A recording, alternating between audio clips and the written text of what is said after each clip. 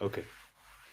Hello, ladies and gentlemen, and welcome again to Syriana Analysis. I'm your host, Kevork Almassian. Thank you very much for tuning in to today's live streaming. I appreciate you all, whether you're watching us on YouTube, on Rumble. Today, I'm also trying to stream on Twitch. I'm not sure if it is streaming. I'm not an expert, but I tried to stream as well there. And I apologize for you guys for starting a little bit late today. As you may know, we are joined today by Steve Sweeney. He joined us from Beirut, and the connection is not very reliable nowadays, especially with the ongoing war and especially with hitting the infrastructure in the Lebanese cities and towns and in different places. Steve, first of all, thank you really for coming to the show. I really appreciate you for coming and dedicating the time. It's important for the people to know what's happening now in Lebanon, and just in parallel, people are telling me there has been a terrorist attack now in Ankara.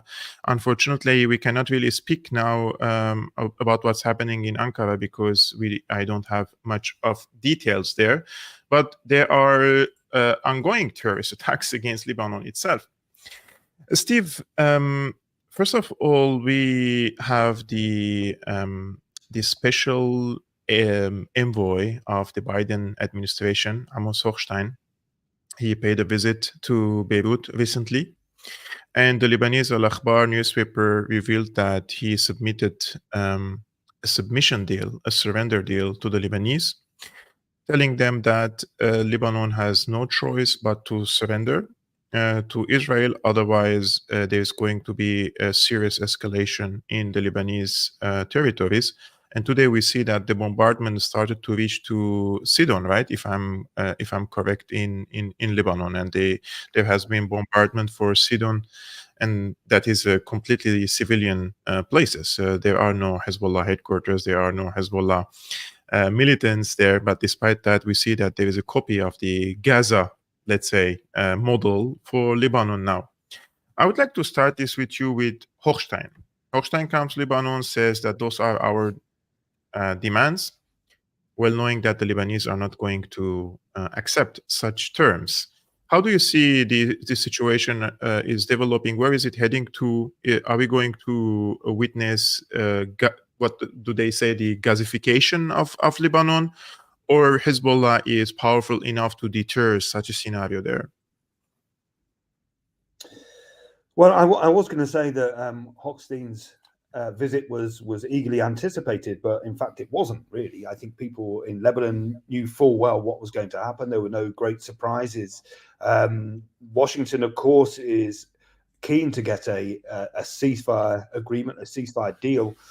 However, they see it before the November's presidential election. So, of course, good old Amos was rushed into Beirut on Monday for a meeting with Nabi Berri, the parliamentary speaker. But he left with his tail between his legs, really. What he presented was entirely unacceptable. It was a surrender deal. It was Nabi Berri has been insistent that he will stick to, and the Lebanese government will stick to UN Resolution 1701, but they seem to want, or the United States and its allies outside of Lebanon seem to prefer this 1701 plus, they called it. So in other words, 1701 with ridiculous strings attached that Lebanon simply couldn't agree to. It would be a surrender to Israel.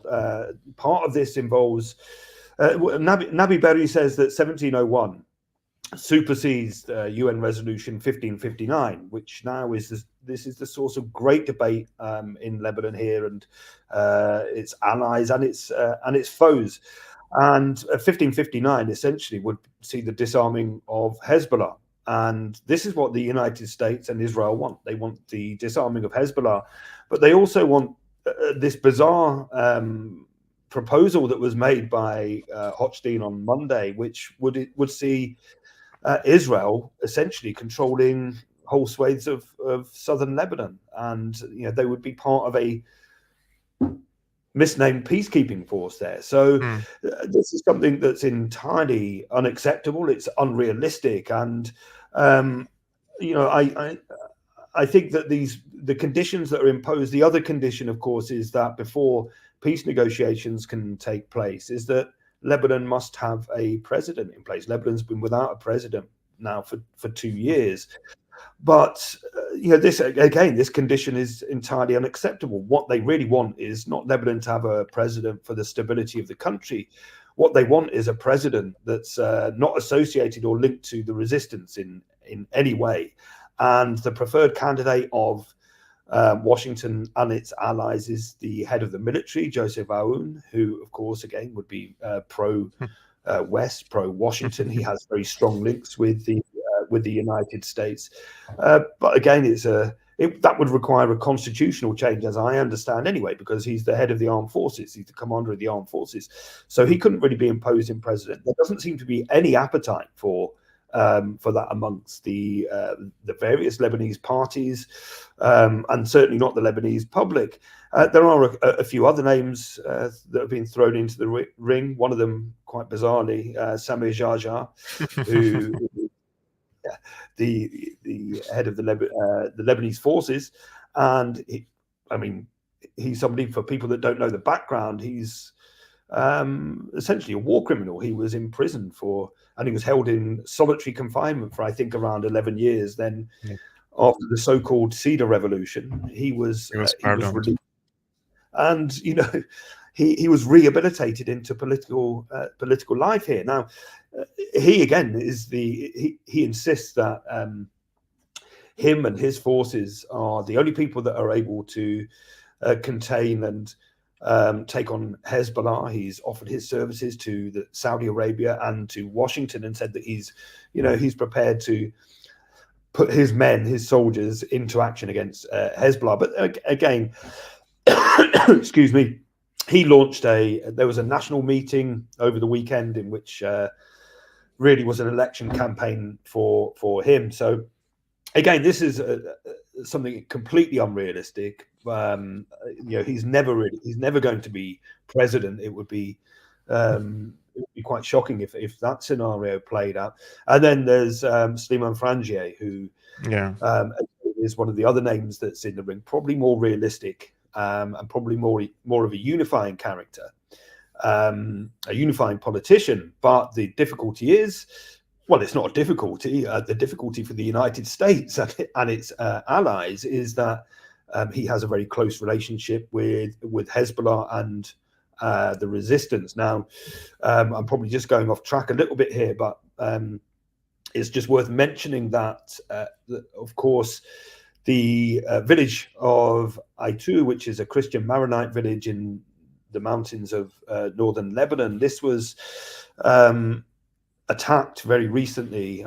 24 people killed. These were they weren't Maronite Christians themselves. These were people from southern Lebanon that had already fled the bombardment by Israel of their homes. They'd already been displaced once, and then they came to the relative safety, or what they thought was the relative safety, of the mountains in northern Lebanon, and they were killed.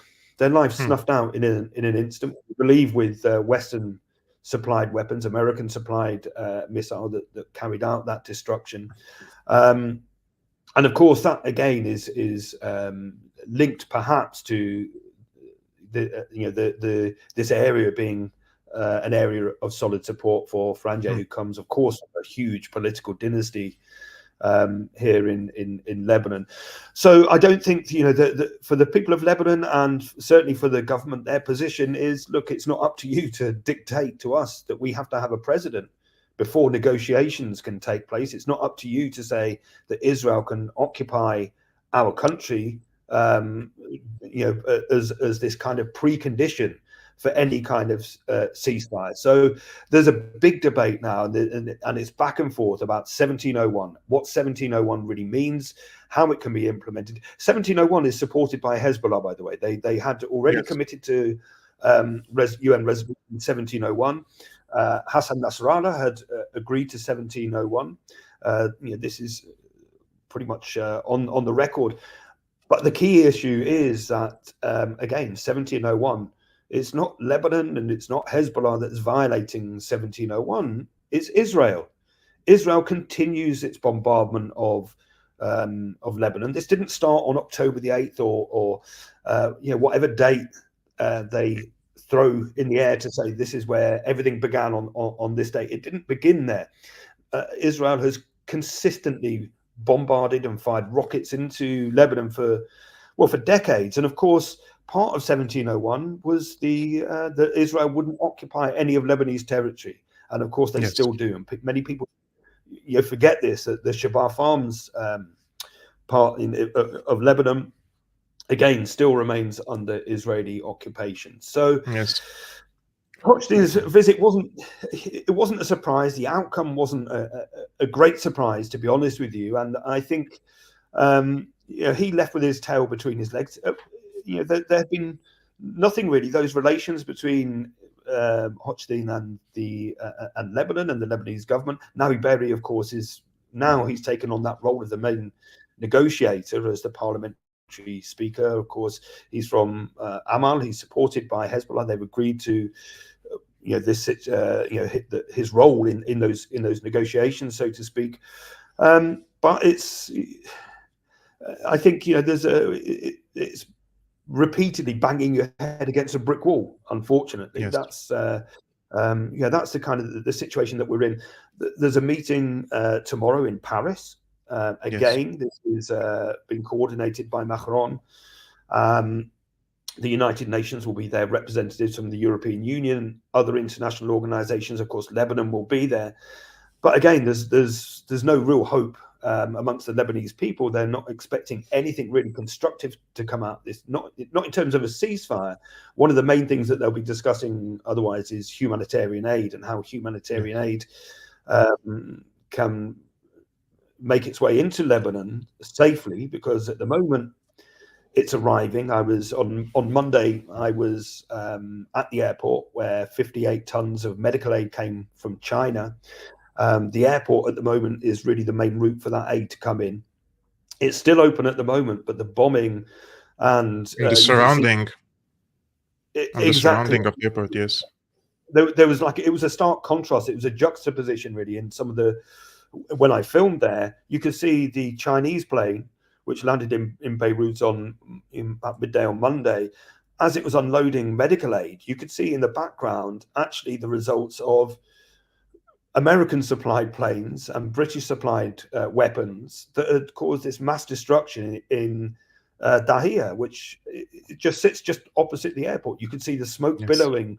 I think they struck 15 targets that night. I think we're going to come on to this with the Qard al-Hassan attacks across the southern suburbs of Beirut, but you could still see the aftermath. And I thought, what a juxtaposition there.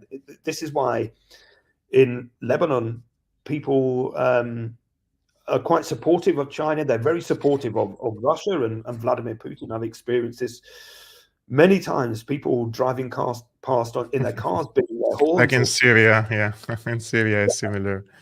Yeah, and it's not surprising, really. I mean, you have to say it's not a surprise when you see countries like China, countries like Russia bringing aid, while Britain, the United States, and Israel brings planes to bomb them, to kill their family members, to destroy their homes, to destroy their businesses, to wreak havoc and terror. That's that's the difference between the approach to global politics from the West and from the multipolar world, shall we say.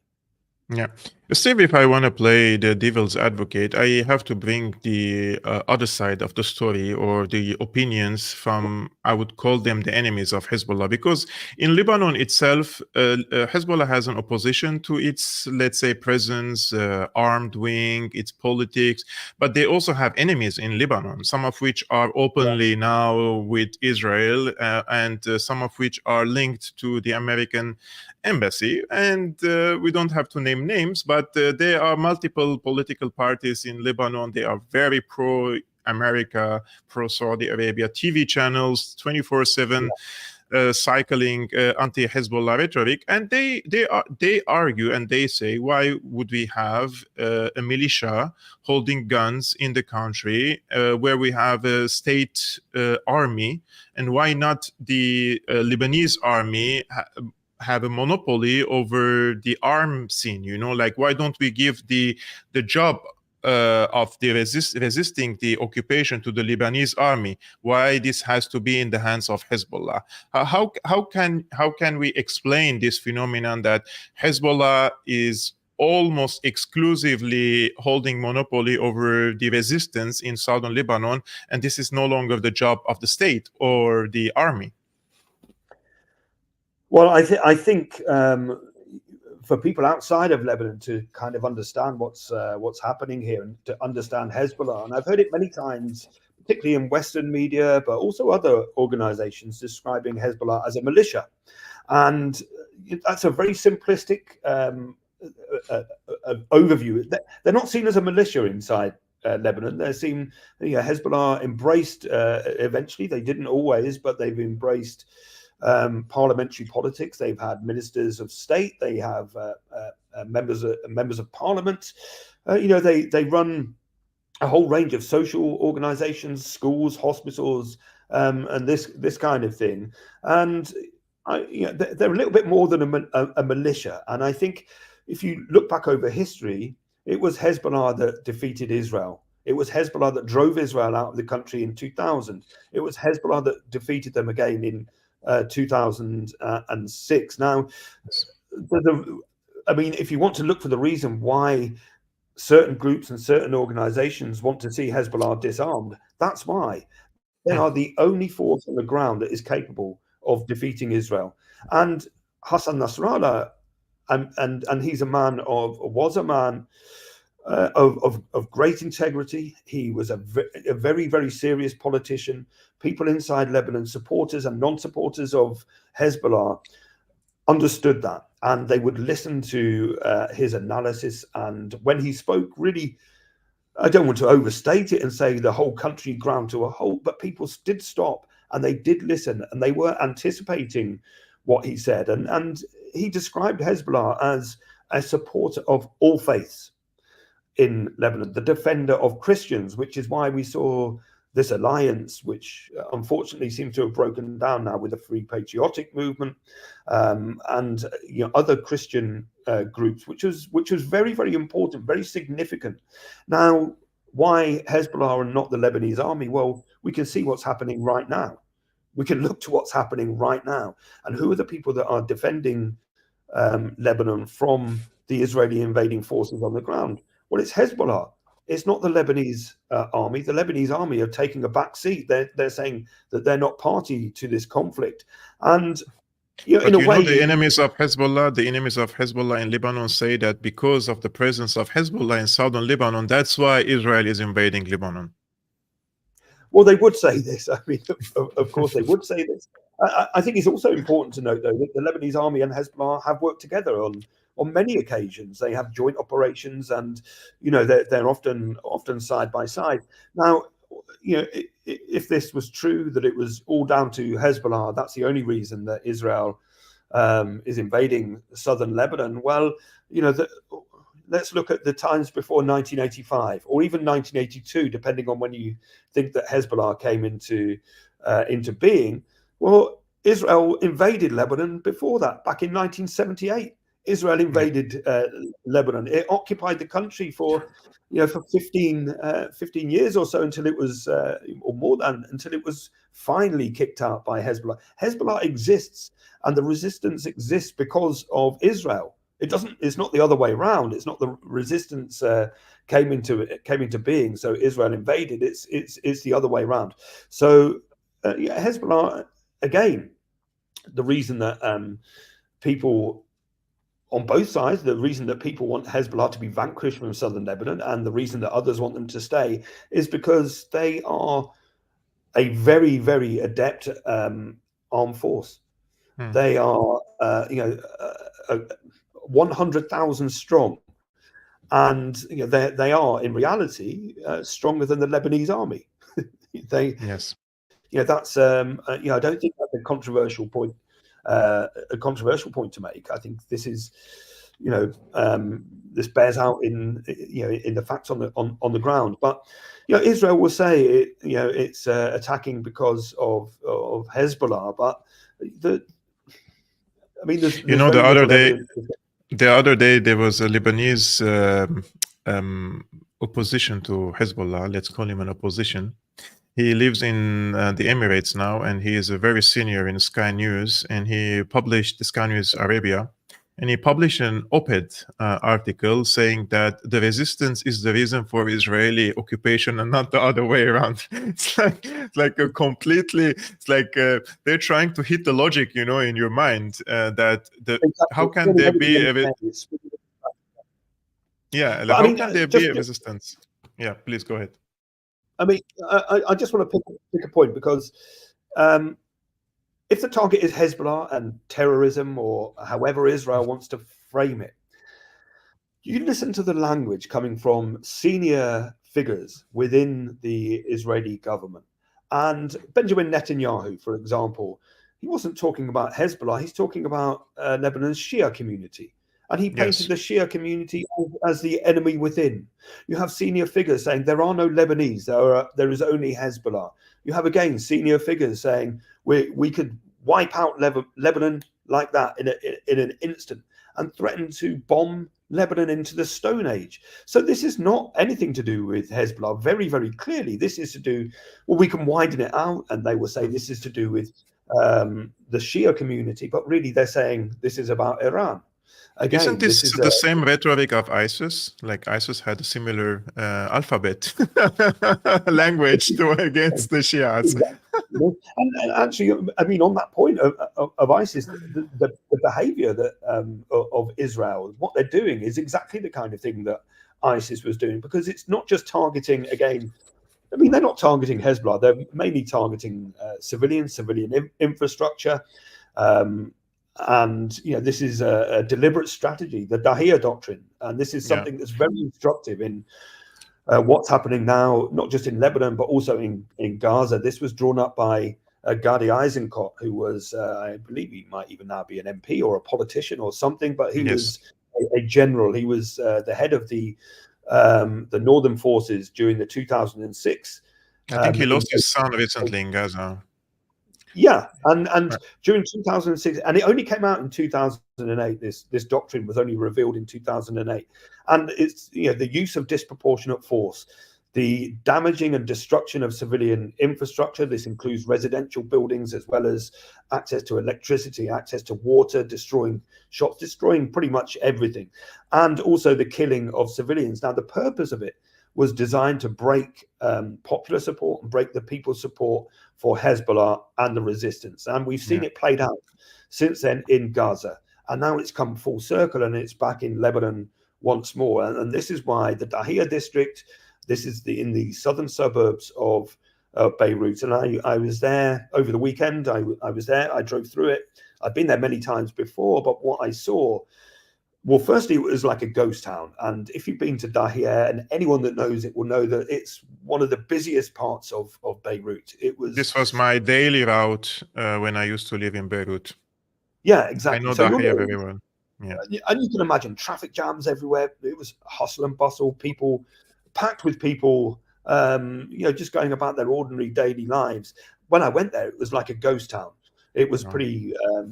I mean, there were still people there actually, but it was a lot of people have obviously fled the area because it's under constant bombardment.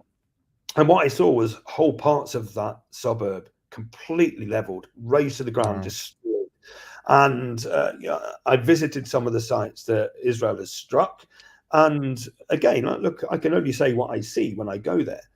And what I saw were residential buildings completely obliterated, and they are threatening to bomb more residential and civilian infrastructure, one of which that I wanted to discuss with you today. And first of all, let's show the audience what is the allegation of the Israeli occupation forces in this case. So this is a visual video published by the Israeli occupation forces site on X.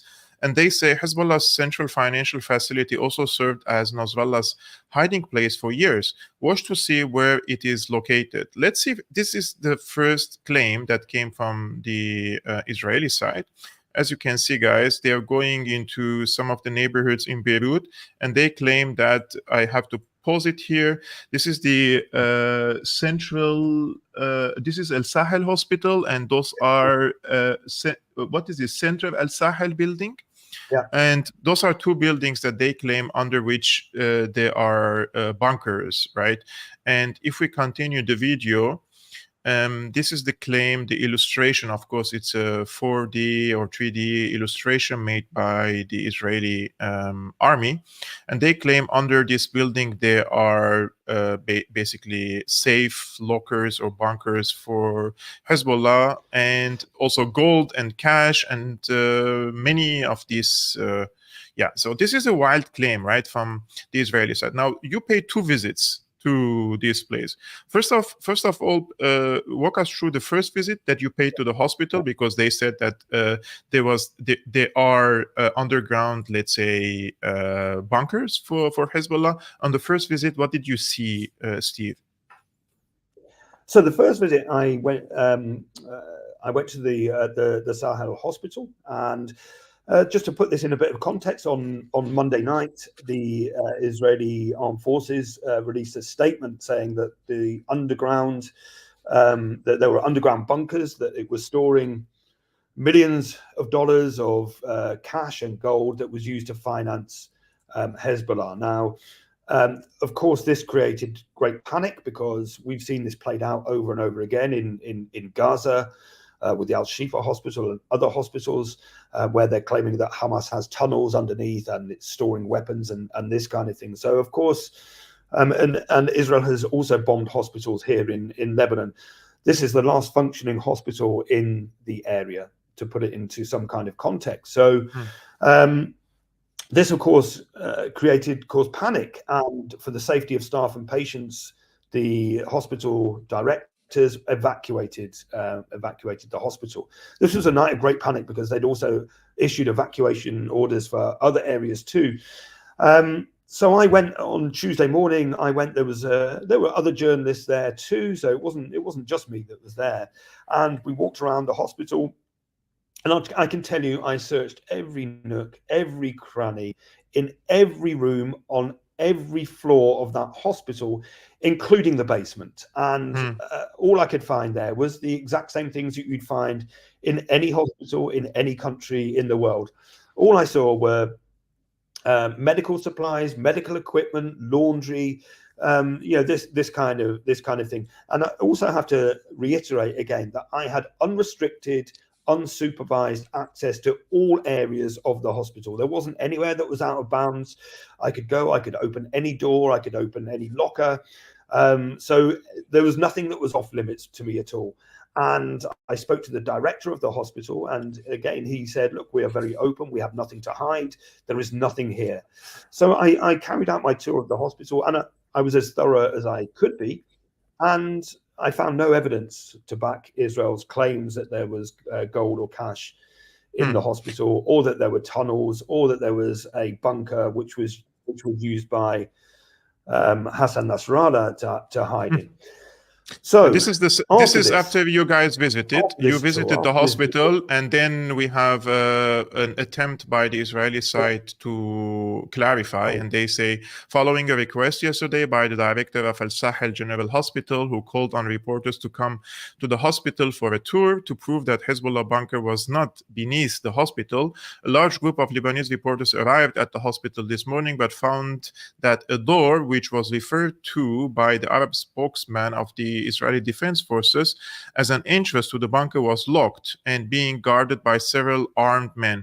Several reporters from LBCI sent a message to Hezbollah's media representative requesting entry through the door, but were denied. And then we have another statement, this time from Nadav Shoshani. Nadav Shoshani is the official account of IDF international spokesperson. He says, to all the journalists in Beirut, including those who participated in the press tour in the Al Sahel hospital, these are the entry instructions to Nasrallah's bunker we exposed yesterday.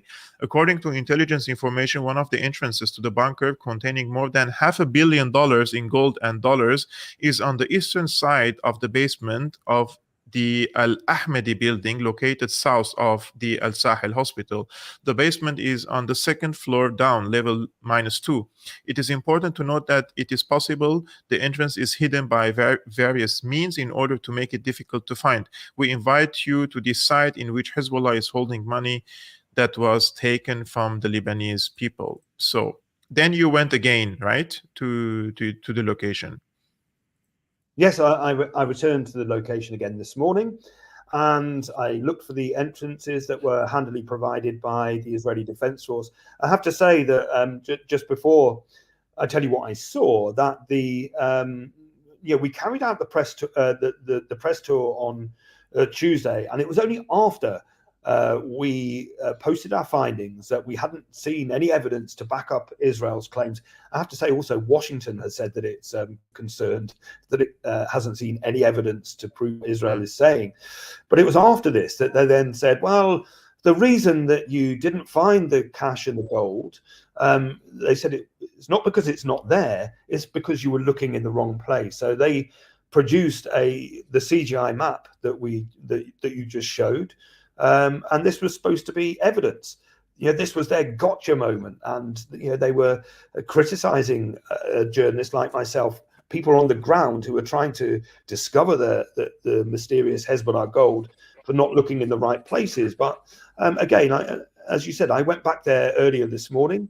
I was the first journalist on the scene, actually, and again, I entered this area that was supposed to be the new place now that they decided the gold was and Hassan Nasrallah's secret bunker was. And again, I had unrestricted access. I had unsupervised access. They were happy to let me walk around, open any doors, try and find these the tunnel, Nasrallah's tunnel. And again, I walked around and I can tell you exactly what I saw. I found some workshops in the basement. These were mechanics. These were people that were fixing, at the time I was there, they were fixing a motorbike. I saw the kind of tools that you'd need to fix motorbike or cars or whatever. I'm not a mechanic, I don't know, but these were the ordinary items that you'd find in a workshop.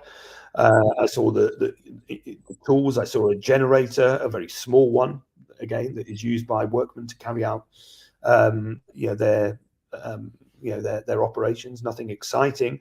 I saw some collapsible laundry baskets made in China, and some shelving stacks, again made in China. This was being loaded into trucks and vans. I opened the boxes myself so I could see for myself what was in there. The workers seemed like really very surprised, just as the health workers did on Tuesday. They were really shocked and surprised to learn that their hospital was used as a bunker for gold and why would Israel make such a wild allegation? Why would Israel make such a wild allegation that is very easy to refute? It makes you wonder.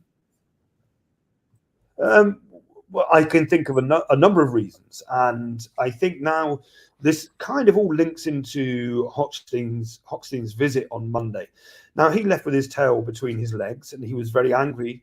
And I think the United States and Israel are very angry with Nabi Berri, and they're angry with Nabi Berri because he's not willing to adhere to their proposals. He's saying that he has a plan for Lebanon, and he's standing firm. So he's not going to allow 1701 to be amended in the way that they want. Nabi Berri is from the Amal movement, the Amal party, another Shia party in Lebanon. And soon after it was soon after Hochstein left that all of a sudden areas of Beirut that had never been targeted before, but that were associated with strong support for the Amal movement, well, they suddenly became targets. In Jinnah, for example, 18 people were killed in a strike on a residential building. 18 people. This was 2 families. I saw the names. 2 families. I've seen the site. 2 families completely wiped out in an instant. Israel now extends its targets to Amal areas that are deemed to be Amal supporters. The director of the SEL Hospital is also an MP. for Amal. So I think this is why Israel is partly why Israel is targeting and focusing so much on this particular hospital. But it's also I said, when I did my report there this morning, I said you have to understand two things to understand why Israel is doing this. One is Hezbollah. This is the deliberate spreading of misinformation to soften up public opinion, to manipulate public opinion into almost paving the way and legitimizing an attack on the hospital. I think that's part of it, the Dahir Doctrine, as we discussed earlier. But this is also a direct threat now to Amal. This is an attempt to break not just support for the resistance, but it's trying to break the support and the alliance between Amal, between Hezbollah and others. This is why you've seen them targeting areas like Jannah. Is why you saw them target A2, which is a Maronite Christian area. So it's this desperate attempt, I think, to divide Lebanon. This is what they're doing. We heard, as I mentioned earlier, Netanyahu describing the Shia community as the enemy within. We had the French defense minister on Monday making this statement that he believes a civil war is imminent in Lebanon. He said Lebanon is on the verge of collapse. Now, I think that's what they want. I think that's probably more wishful thinking than anything, because again, Israel is losing on in southern Lebanon. It can't, this ground invasion that it was said that it was going to launch a few weeks ago is failing. Yes. They're taking, every time they step one foot into southern Lebanon, and they're pushed back by Hezbollah and by the resistance. Huge Israeli casualties. We're talking thousands now that have been wounded. And there's talk of Israeli soldiers now saying they don't want to join, they don't want to serve on the front line because they're getting a hammering. So all they have now, they have two things: is air superiority, which is why we're seeing these daily bombardments from fighter jets. You mentioned Sidon and Tyson, these places in the south. In southern Beirut last weekend, they came under fire from the Israeli Navy, and this is the first time since they intensified their bombardment of Lebanon. This was the first time they'd used the Navy. They're targeting politicians. So in Nabatea, which again in the south of Lebanon, they targeted a municipal building. So this was a building where local politicians were meeting. And what they were doing was they were meeting to coordinate the dissemination of aid amongst the people of that region whose homes have been destroyed, that have been bombarded. And while they were meeting to discuss this, Israel struck them and they killed the mayor of Nabatea. This was also following a few days prior to this, where at night time they did it around, I can't remember the exact time off the top of my head, but it was certainly in the evening around 8-9 o'clock. Israel destroyed the marketplace there. Now, Nabatea, as you'll know, is again another thriving community.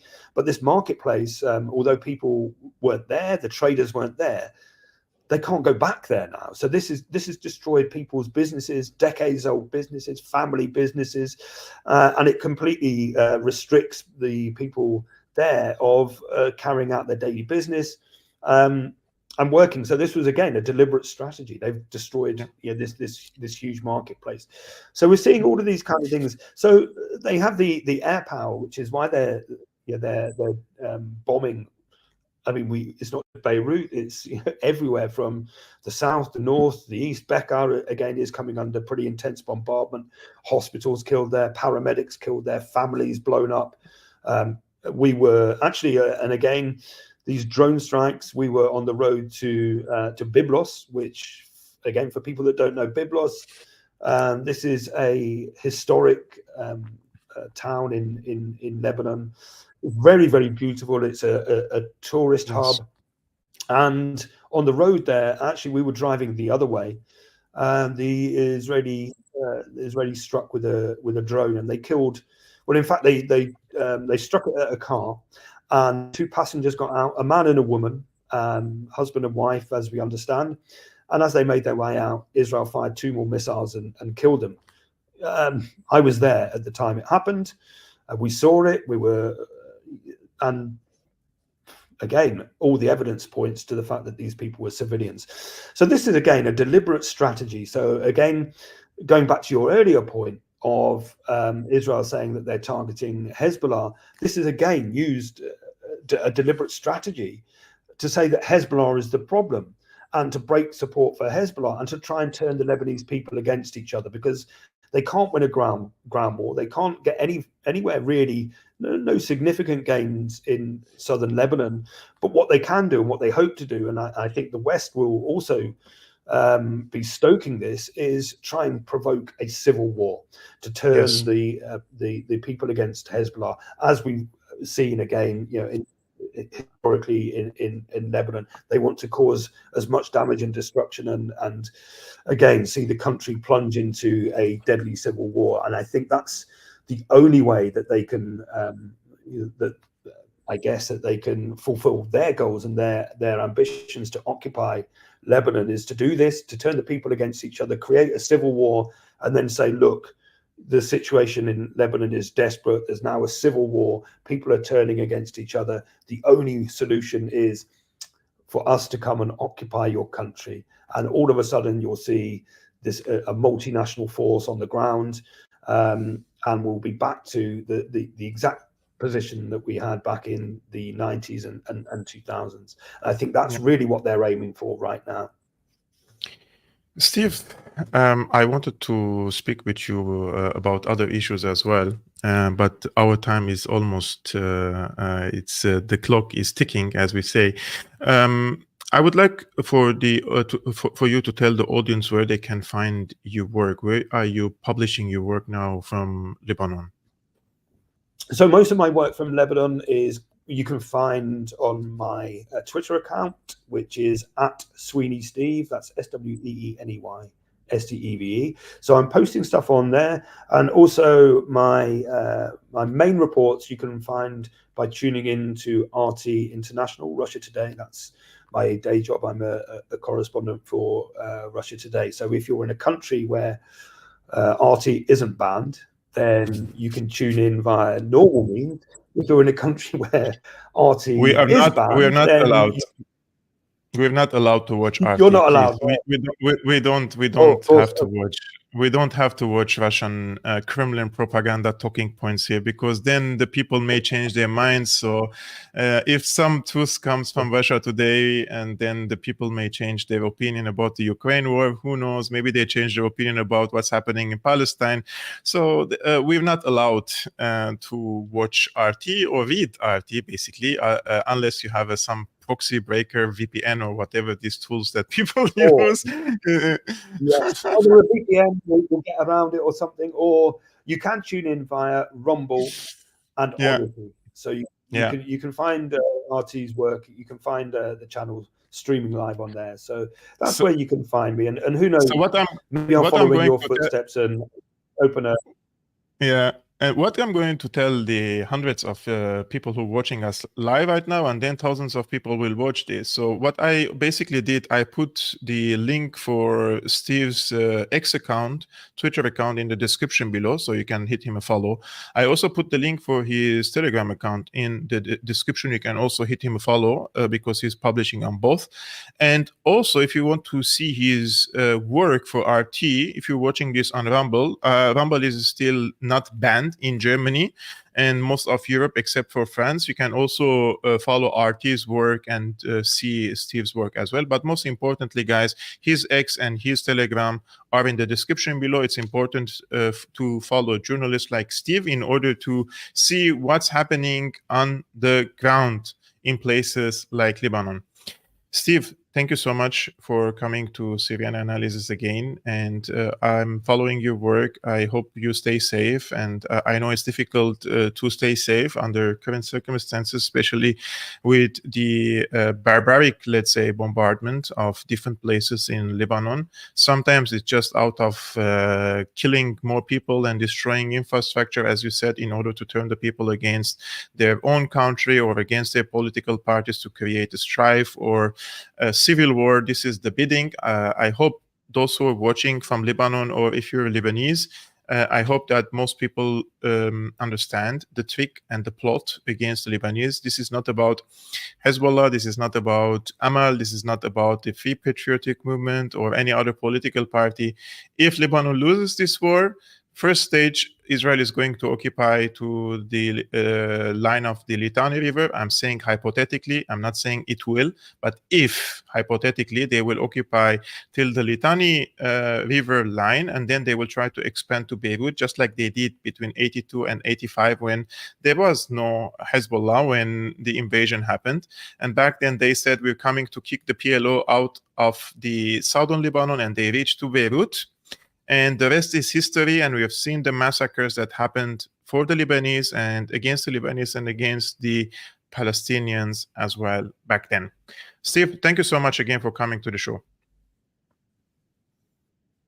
Thank you very much. Thank you. And thank you so much, guys, for tuning into today's live streaming. I'm going to do another live streaming tomorrow, Thursday, the 24th at 5 p.m. Central European Time, 11 a.m. Eastern American Time. If you like this content, hit the like button before leaving this stream, and probably check if you're a subscriber. That would be a great help. So see you tomorrow. Peace be upon you, upon your families.